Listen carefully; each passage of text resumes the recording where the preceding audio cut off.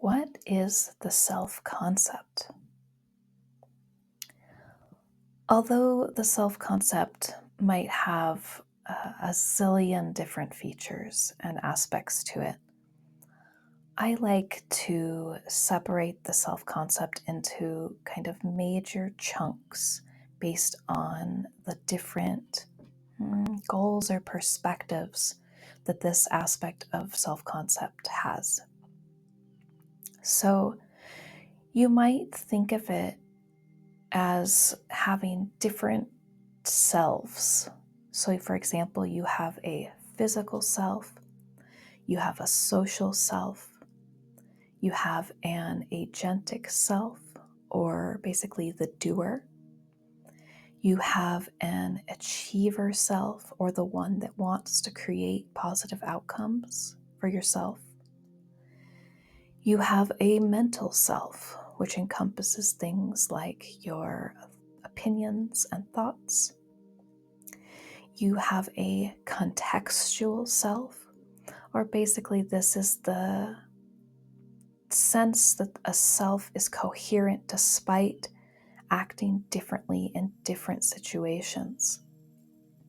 And this self may consist of specific patterns or roles that you play out in particular situations. And lastly, you have a conceptual self, which makes up all of the other aspects of self, because all of these aspects, from the body to the social self to the mental self, are all concepts. They're all conceptual.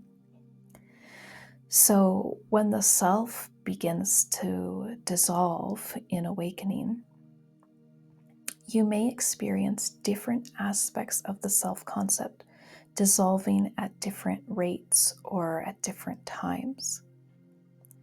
You might, for example, stop feeling like you are a physical body first, or you might stop thinking that you are your thoughts, or you might let go of the doer, or the sense that you're the one in control of your actions.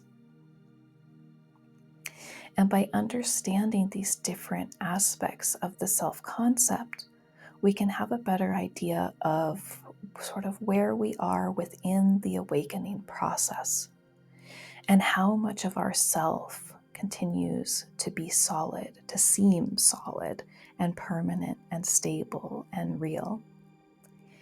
And if you reflect on these different aspects of the self-concept, you can get a better idea of which places